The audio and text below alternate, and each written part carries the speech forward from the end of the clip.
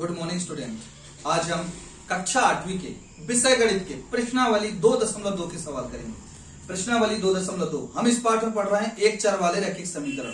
अब हमको जो यहाँ सवाल दिया है वो कथन रूप में जिसमें आपका चौथा सवाल दिया। मैं आपको इससे दो सवाल समझा दे रहा हूं, जिसमें कि चौथा सवाल है दो संख्याओं का योग क्या है 95 है और एक संख्या दूसरी से 15 अधिक है, संख्याएं ज्ञात करना है। यहां तक सुनाई दिया? ये हमारा क्वेश्चन है। अब यहां पर हमको मानना है, उसके बाद हम हल कर पाएंगे। तो मानते कैसे वो ध्यान सुनना। मानने वाली लाइन वहां पर है, एक संख्या का योग दूसरी से 15 अधिक। तो एक संख्या दूसरी से बोल रहा मतलब दूसरा क्या है x, यानी हम यहां लिखेंगे माना दूसरी संख्या बराबर x। पहली संख्या फिर एक मतलब जो एक बोले तो वो क्या कहला गया पहली संख्या। पहली संख्या के लिए क्या बोला है पहली संख्या, यानी एक संख्या दूसरी हो गया x से 15 अधिक। कौन है पहला, तो x से 15 अधिक यानी x प्लस 15 हो गया। मेरी बात समझ में आ गई यहां तक? क्लियर बेटा? ये क्वेश्चन बोला है एक संख्या यानी पहली दूसरी से बोल रहे इसलिए दूसरा क्या हो गया x 15 अधिक यानी हो गया x प्लस 15। आपको इसको नॉर्मल भाषा में दूसरी भाषा में समझा दो। यदि हम बोले राम की आयु रमेश से 3 वर्ष कम है, राम की आयु रमेश से 3 वर्ष कम है, तो हमने बाद में किसका नाम बोला राम की आयु रमेश से बोला तो रमेश क्या हुआ बेटा x। अब रमेश कितना हुआ राम कितना हुआ रमेश से 3 कम तो x माइनस 3 हुआ राम। रमेश हुआ x और राम हुआ x माइनस 3। आपको दूसरी बात समझा दे, पिता की आयु पुत्र की आयु का तिगुना है, पिता की आयु पुत्र की आयु से तिगुना है, तो पुत्र से बोल रहा मतलब पुत्र क्या हुआ x और पिता के लिए क्या बोला तिगुना मतलब पिता की आयु हो गया 3x। इस तरीके से अपन मानते हैं। यहां तक समझ में आ गया? तो हमने ये मान लिया। इसके बाद हम यहां लिखा करते हैं प्रश्नानुसार। हमारा प्रश्न बोला है सबसे पहले दो संख्याओं का योग, हमारा दो संख्या एक x प्लस 15 है और एक है x का योग। ये दो संख्या हमारा पहला संख्या x प्लस 15, दूसरी संख्या x का योग मतलब प्लस बराबर कितना बोला है 95। यहां तक समझ में आ गया? अब यहां पर देखिए अपने को यहाँ चर और अचर को हल करना है। तो देखिए x और x कैसी राशि है चर और 15 कैसी है अचर, तो 15 को उस पार भगा दो। या फिर एक काम करो पहले ये दोनों चर को हल कर लो। ये x और ये भी x है, यहाँ पर कितना x है 1x और ये भी कितना x है 1x। इसका चिन्ह है प्लस, इसका भी चिन्ह है प्लस, तो दोनों को जोड़ेंगे ये होगा 1x 2x। अचर राशि यहाँ प्लस 15 बराबर 95। अब यहां से इस x को छोड़कर यहां से 2 और 15 दोनों को भगाना है। मैंने प्रश्नावली 1.1 में 2.1 में समझा चुका है कि जो चर से दूर होता है वो पहले जाता है। तो चर से दूर कौन है 2 या 15, तो आप देख सकते हैं दूर है 15, तो यहां से पहले जाएगा 15, तो यहां बच गया 2x बराबर उस पर पहले से 95। यहां से 15 को भगाएंगे 15 में आएगा चिन्ह प्लस का पक्षांतर माइनस 15। अब इसको घटाएंगे 2x बराबर 95 में से 15 गए तो बची 80। बड़ी संख्या 90 में कोई चिन्ह नहीं, इसलिए यहाँ कोई चिन्ह नहीं है, यानी प्लस का चिन्ह प्लस सामने नहीं लगा। यहां तक मेरी बात समझ में आ गया? जिस तरीके से हमने यहां से 15 को भगाया, अब यहां से 2 भगाएंगे। हमारा उद्देश्य यहाँ x का मान ज्ञात करना, चर राशि का मान ज्ञात करना। तो हम 2 को भगाएंगे तो यहां बचेगा हमारा x बराबर 80। इन दोनों के बीच है गुणा का पक्षांतर होता है भाग, जिसको लिखते हैं बटे रूप में। बटे कितना 2, अब 2 से काटेंगे 2 का पहाड़ा 8 में 2 चौके 8, 2 शून्यम शून्य, ये कट गया, यानी आपका आ गया x बराबर 40। यहां तक आ गया, ये x का मान आ गया। अब आप इन दोनों को लिख दीजिए। पहली संख्या सबसे पहले अतः लिख देना ज्यादा, तो अतः पहली संख्या बराबर क्या माने थे x प्लस 15। x अब हमारा आ चुका बेटा, x आ गया है। x कितना है 40 प्लस 15 बराबर हो गया हमारा 55। ये पहली संख्या हो गया। दूसरी संख्या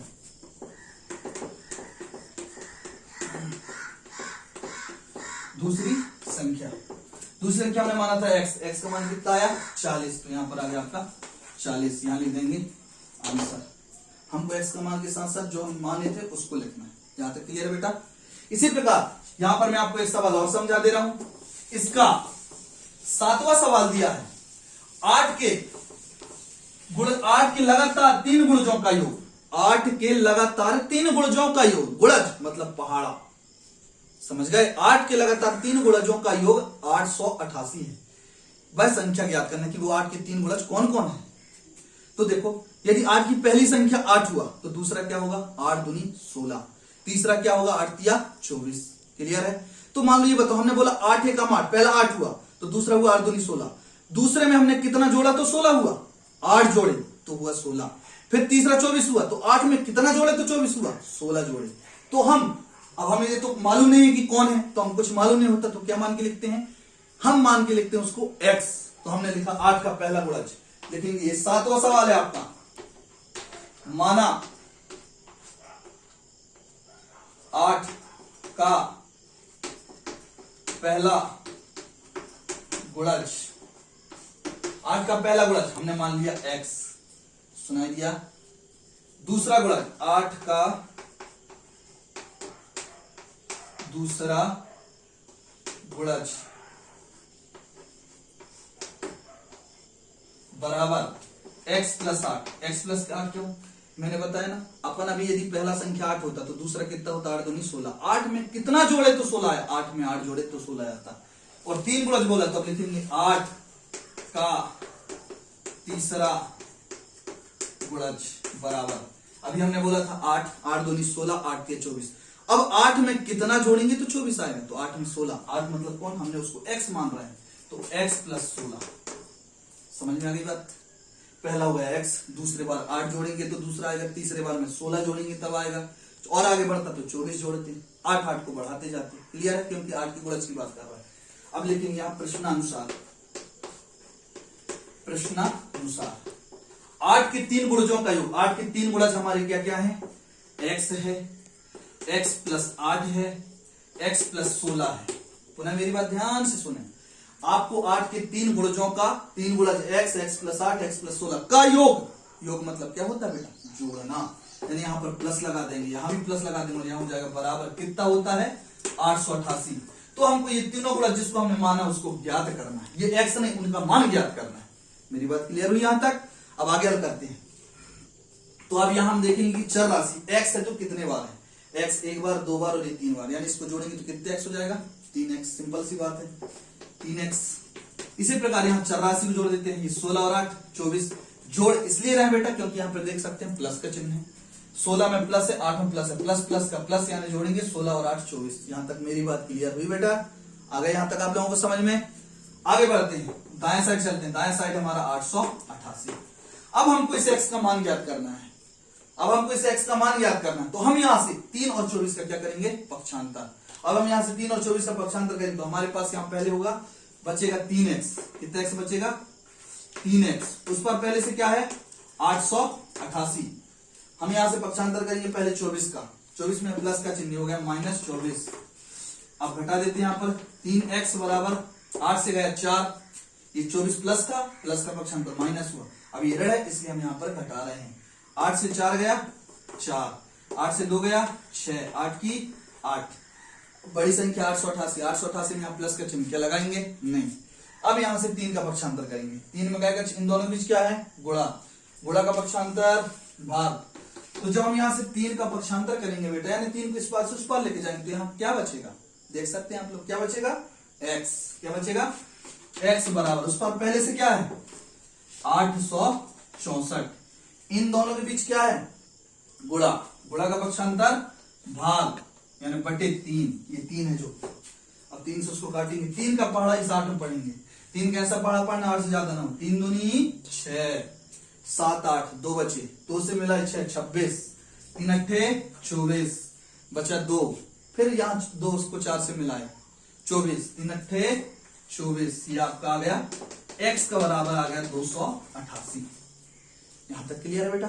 अब इस x को ये तीनों जगह रख दीजिए। सबसे पहले 8 का पहला गुणज लिख दे सकते हैं, 8 आता है, 8 का पहला गुणज, 8 का पहला गुणज हमने क्या माना था, 8 का पहला गुणज x, x कितना है बेटा, x आया हमारा 288। क्लियर। दूसरा गुणज, अब ये x जमा, x की जगह में 288 प्लस 8 करना, फिर लिखेंगे 8 का दूसरा गुणज, दूसरा गुणज बराबर, दूसरा दूसरा गुणज क्या लिखा है x प्लस 8, x कितना है हमारा 288 प्लस 8 प्लस 8 बराबर 8 8 16 की 6, हाथ सलाई 1, 8 और 1 हाथ सलाई बचा था 9 और 2 की 2, ये 296।